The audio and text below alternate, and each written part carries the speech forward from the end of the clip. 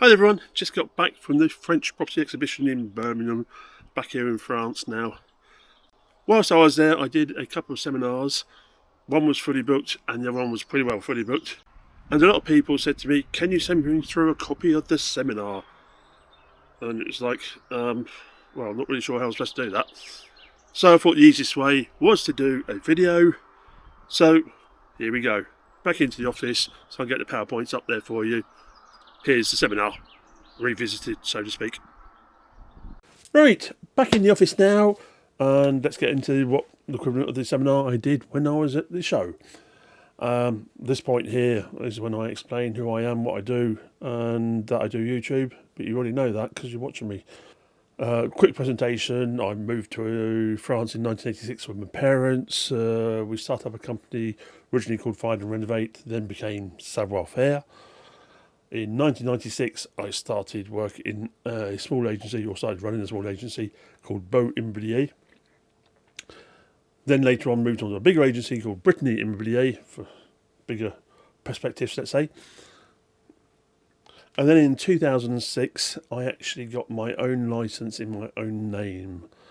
And that's when I started up Agence Newton in its original form, let's say. Then in 2014, joined forces with Sheila Gorham, and Agence Newton, as we know it today, was started. Then in 2023, I started my own YouTube channel talking about all things real estate, and this is where you're watching me now. But anyhow, back to the question at hand. Buying a house in France, a step-by-step guide. I am going to try and condense the full buying process into a very short time span. So stay with me and follow this, and pause the video when you want. The first thing you need to do is sort out your own personal wish list. Basically with the must-haves, the must-nots, the bonus ifs, and the budget. Must-haves is the thing you really want. You need so many bedrooms, you want a large kitchen, you want so much land, you want to be able to walk to the shops, etc., etc. Then after that, you have the must-nots. You don't want to be in the middle of sticks, for example. You don't want to be by a main road. You don't want close neighbours. You don't want the bedroom to be upstairs. Whatever you want in your must-haves and your must-nots. And then you have the bonus ifs. The bonus ifs is basically, well, what I often hear is a pool. Everyone says, oh, it must have a pool. No, it's a bonus if it has a pool. And to be perfectly honest with you, having a pool isn't necessarily a bonus. The most important thing is knowing that the property you're buying has the possibility of having a pool. Because quite often, when you buy a property with a pool, the actual house is quite often overpriced to cover the cost of the pool. But in reality, the pool isn't worth that much on the actual property itself. What might cost 40 grand to put in is probably worth between 5 and 10 grand on the resale side. So sometimes it's more interesting to put in a pool into a house than to buy one with it. Then after that, you actually have the budget. Well, see, this is like a main criteria. There's no fall in that. So the budget is how much you want to pay for the property. If you're looking for properties with work, don't forget to actually calculate that into your budget system. How much you want to pay for it, how much you want to do work on it. And to be perfectly honest, if I was you, I'd actually double the budget for the work just to cover surprises. Once you've got that covered, the things you need to think about as well are the geographics. Basically, what sort of countryside are you looking for? Are you looking for nice rolling countryside, woodland and fields, or are you looking for a more urban setup? What sort of climate are you looking for as well?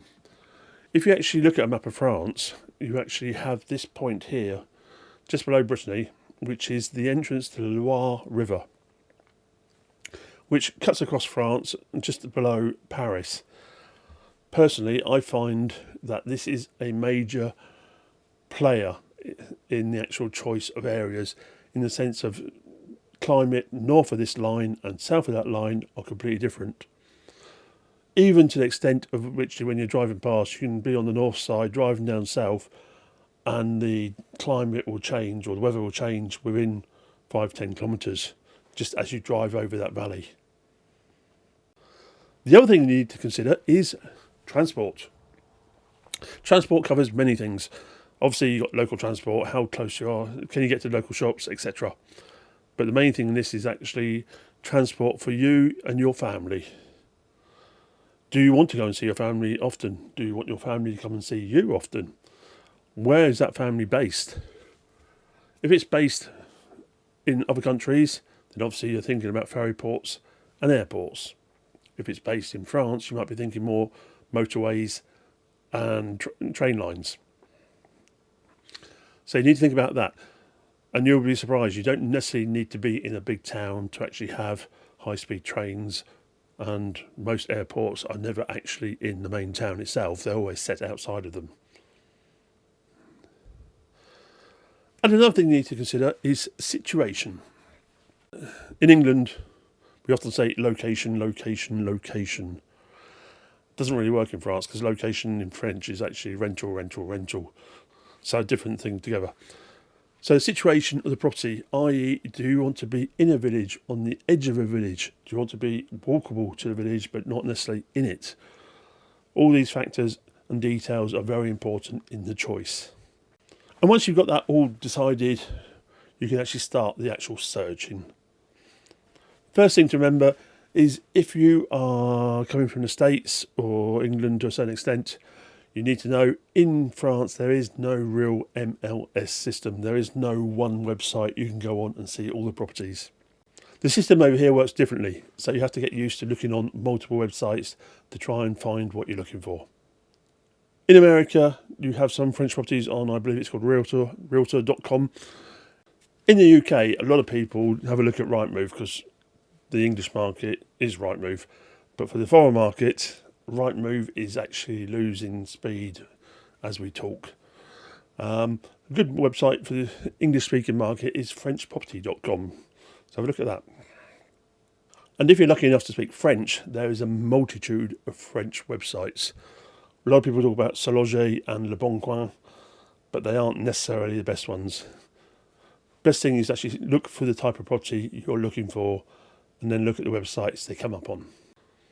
After that, you have English-speaking or English-based intermediaries, and no doubt some in America as well. I don't know of any, but I imagine it exists. And these are people who are actually there translating adverts from French agents into English for you. The downside on that is actually they don't actually know the properties. They might know the area if all goes well, although don't bet on it.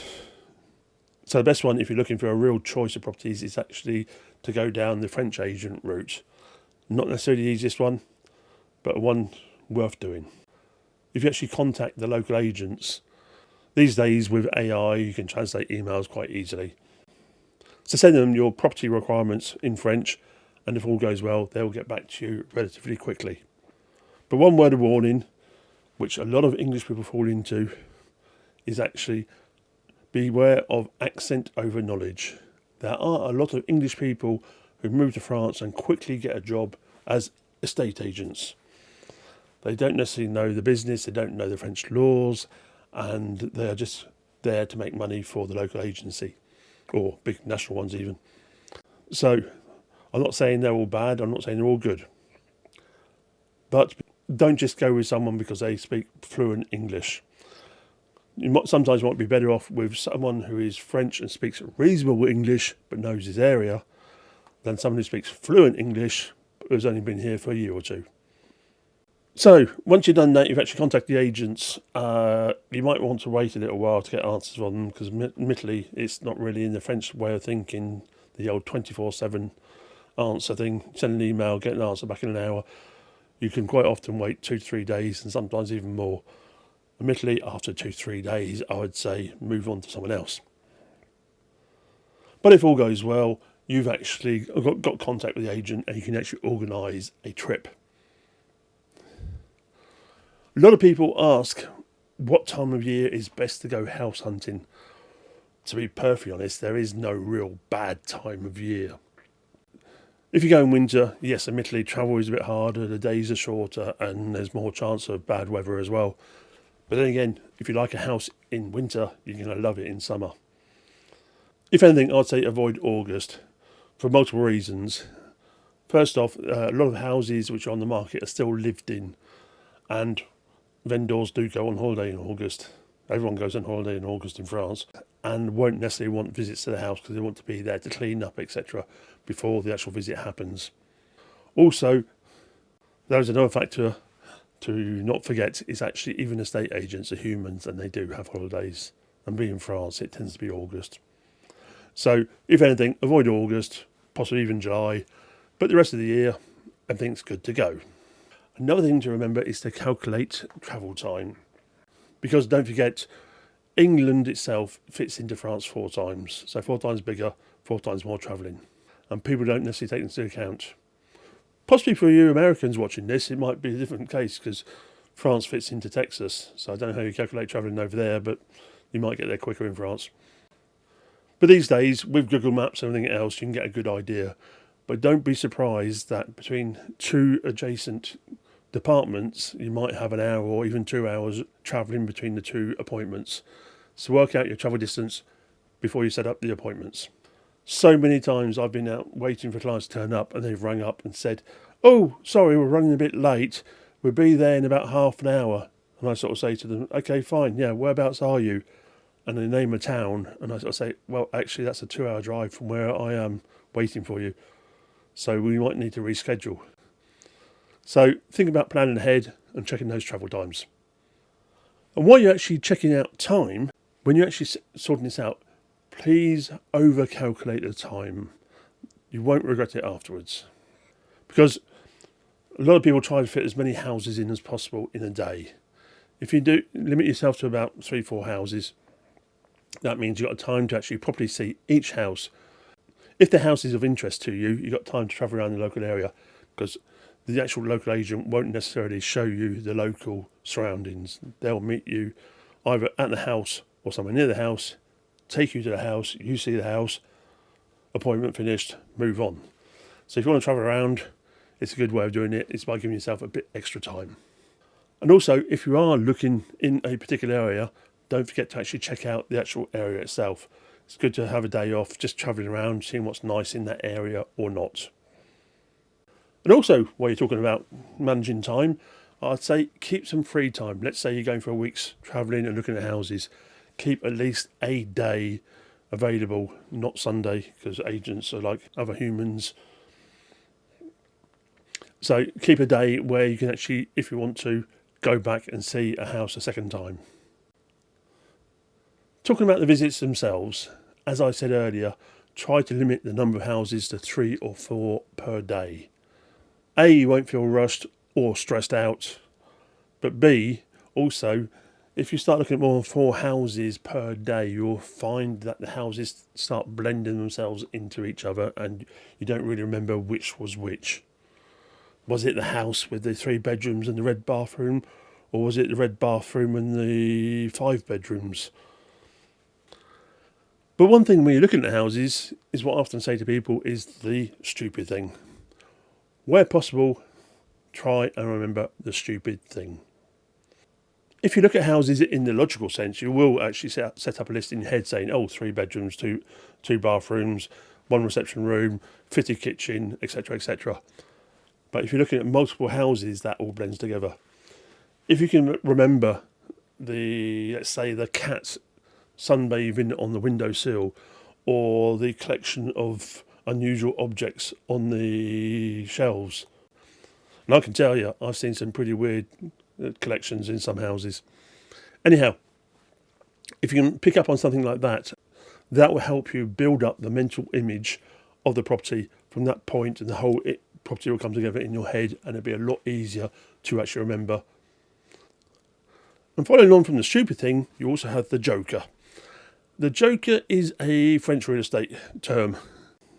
When agents talk about the joker, what this is quite often is actually you might contact them to see 2 or 3 properties. And then once they've gone around the houses, let's say that those properties don't suit you, then they play their joker. They said, actually, Mr. and Mrs. Smith, having listened to you and seeing what you're looking at, I've got this other property I think is definitely worth a visit. And you can be quite pleasantly surprised in that if the agent is doing his job properly, that could well be the house you end up buying. Because they've listened to you, seen what you actually want and need, and have actually put you and the house together, and everyone's happy in the end. But also, during that time, don't forget what I call the reviewing and the reviews. When you get home or back from a day's travelling around looking at houses, whether it be in a hotel, a gîte or a bell tent on some field, sit down while it's still fresh and go over the properties. If you're on your own, well, pen and paper. If there's two of you, well, still pen and paper, but at least you can talk. Get out a bottle of wine or whatever. Sit down, have a friendly chat about it, talk about the different aspects of each house. Review it onto paper. And the reviews, second stage, is a bit later, but don't forget to actually send those reviews through to the actual agent. You might have moved on from that house, but it helps the agent do their job and also know what you're looking for if ever you don't actually find the right property on the first trip. And the main thing I always say about viewing houses is don't jump. In the sense of don't jump onto the first house that suits your needs. But at the same time, be ready to jump when you see the right place. Basically, be ready to move forward on a house when it really suits your needs. But don't necessarily, as soon as one suits your needs, go for it. If you have other appointments lined up, carry them on through. You never know, you might find a property that suits you even more. But after that, well, if all goes well, you've actually found the place of your dreams and you need to move on to the next stage, which is the offer. First thing to do in the offer is establish what is included in the asking price, i.e. are the actual agency fees included, are the notary's fees included, and eventually if there's any furniture included in the actual sale. From there, you can actually decide how you want to make your offer. The process in France is basically you ring the agency back and make a verbal offer, but don't forget to stipulate what you are including in that offer, whether it's agency fees only, notary's fees as well, and eventually any furniture. What the agent will then do will take your verbal offer and do their best, if all goes well, to actually negotiate with the vendor to get to an actual price. If not the actual offer, somewhere close, then it's down to you to decide whether you want to go ahead or not. But once everyone's agreed on the actual price, we then move on to a written offer. This is quite a simple bit of paperwork. Let's say it literally says, I, the buyer, offer to the vendors the price, including notary's fees, agency fees, whatever, for their property, situated at whatever. If they agree, then we move towards a compromis. Compromis being the initial official paperwork, let's say. The agent will then ask the actual vendor to countersign that offer. And what's good in the French system is once that offer is countersigned by the vendors, it is a done deal, so to speak. In that both parties are engaged to move forward on the sale. The vendors can no longer sell it to someone else once they've signed that offer. But one thing to remember, when you are making an offer on a house, in France, offers are binding. I've had cases, or I've heard of cases, certainly, when I've actually refused to deal with the client because they come up and said, oh, I've seen several houses, I've put offers on 3, I'll see which one's most interesting at the end. That doesn't work in France. An offer is binding. If the offer is accepted, you need to move forward. Okay, yes, you do actually have a 10-day calling off period once the compromise is signed, which we'll explain later. But for the compromise to be signed and be valid, you need to actually transfer a deposit. So you are legally engaged into it, even if you can get out of it later. But that's a lot of work for everyone, especially if you have no intention of going through on the actual purchase. Another word of warning while I'm on this, for those of you looking at private sales, certainly for the actual vendors of private sales, is that if you put an advert out for your house privately and someone comes in and agrees to that price, that is legally binding as well. You don't have to countersign it. You've already publish the announcement yourself. Someone has agreed, thus it's considered a done deal. So once the actual price is agreed, we move on to what we call the compromis. Well, it could be a compromis, it can be a promise. Two slightly different legal documents, fairly similar. I could do a whole video about explaining the difference, but I won't. But basically it's an initial agreement between the parties on how the sale moves forward. But before you sign anything, you will get a copy of what we call the diagnostic. The diagnostic are basically local surveys, including asbestos, electricity, lead paint, etc., etc. It's almost as if it's the home buyers pack for Americans, or surveyors reports for UK buyers. Slightly different, but basically the same thing. Normally speaking, you should actually have a copy of these before you sign any compromise, so you can actually study them and make sure there's no major problem with the house. If all goes well, there isn't. And so then you can actually send over your documents, basically documents being a copy of whatever your ID is, whether it be a passport or whatever, marriage certificates, birth certificates, divorce certificates, and eventually, if necessary, a death certificate for an ex-spouse. Once all that is collected, the actual compromise itself is drawn up. This can take anything from 2 to 3 weeks, sometimes quicker if all goes well. The actual compromise or the promise can be drawn up by either the agent or the notary. A lot of French agents who actually cover a very small area, as in they cover like 15 kilometres around them, quite often do the actual compromise, because the main thing is knowing what's happening in your local area when it comes to plans for future projects, etc., etc. So quite often the agent will do it if they have a small agency.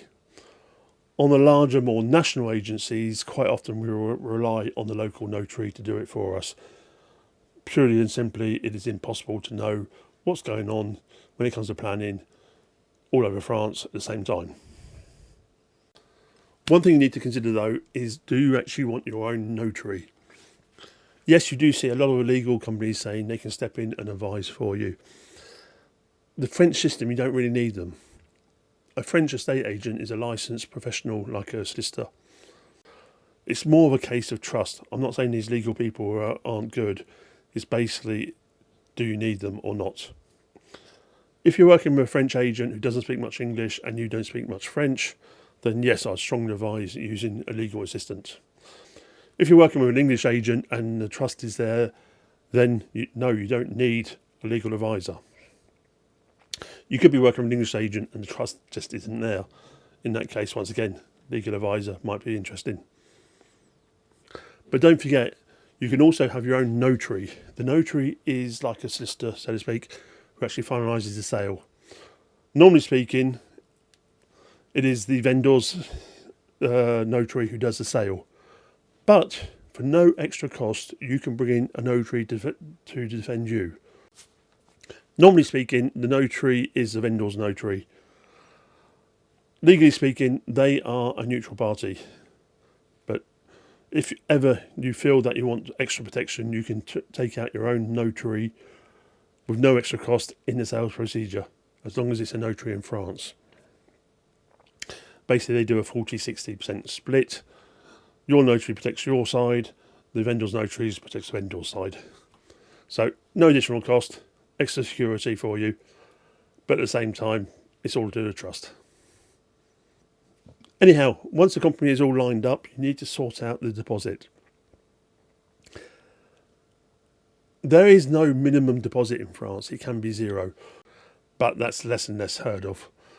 It's very much a good faith payment, and unfortunately, due to people pulling out of sales for stupid reasons, vendors don't like that.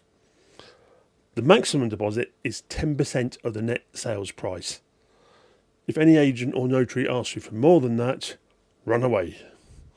The French law is there, 10% of the net sales price. You might be looking at a house at 220,000, there's 10,000 in agency fees, so the actual deposit can't go over 21,000. So I'd strongly advise that before you even start doing the travel trips, you have the actual deposit lined up and available, ready for transfer, or somewhere near that amount anyhow. The 10% law isn't a fixed rule either. It's more a good faith payment. Standard practice is 10%. It can be 5%. It can be whatever amount you want. But I strongly advise against trying to negotiate a deposit at zero. Well, if all goes well, you've actually negotiated and agreed on all the clauses, the compromise is signed, and then what is the next stage? Well, basically the next stage, I think the best way of saying it is silence is golden. The French system, because it's all written out to start with when you actually make the offer, etc., etc., moves forward to actually follow those rules which have been laid down. So if all goes well, you won't hear anything at all from the agent or from the notary for at least 3 months. If you hear anything earlier, it probably means there's a problem. Because there is a written agreement to start with, it's not a case of crossing fingers and hoping it goes through. It's a legally binding sale, moving forward, going towards the final transaction. What you should do during that time, though, is actually be prepared for the final date. When you sign the compromise, there will be a date in there they'll be aiming for. That's not written in stone, but 9 times out of 10, that is pretty well the date they sign on. So prepare the actual transfer of your funds. I would strongly advise talking to a foreign currency broker. It can save you a few €1,000, if not more, on a purchase. But make sure they are available to transfer to the actual French notary for the day of signing. Don't forget, in France, we do not have same-day transfers. Happens sometimes if you're lucky. Most of them are 4 or 5 days. So take that into account. If anything, best aim for 10 days. The money which is transferred is held on a government-controlled account with no interest on it. So they won't be fluffing around with your money. It'll be there sitting just for your sale. Another thing you need to sort out, which admittedly can be done pretty well last minute, is house insurance. There is a urban myth going around that you don't need house insurance in France. You don't need a standard house insurance, but you need a third-party insurance. If you own a house and the slate slides off the roof, for example, lands on someone's head, you need to cover that with the insurance. If you don't want to take the option of fire, theft, flood, you name it, that's your call. But at the same time, the difference between the basic third-party insurance, price-wise, and a fully comp insurance is so little, you might as well go for the full insurance. And once all that is set up, the actual notary can move forward and do the final sign-in. Some will ask you to be on site for the actual sign-in. Some are quite happy to do it over the internet. And some are happy to do it just by power of attorney. But anyhow, when the day comes, the sale is signed, and from that day forward, the house is yours. You won't get a copy of the actual deeds straight away. They need to be sent off for stamps and registration. They come back about 2 to 3 months later. But from that very day forward, you are the owner of a property in France. And as we say here, bienvenue chez nous. So there you go, my pocket guide to moving to France. If you are thinking about buying a property in France, either scan the QR code on the screen or click on the link in the description. That will take you through to a form, and that will come through to me, and if I can help, I'll get back to you. I'm Dan Newton, the French estate agent. À bientôt.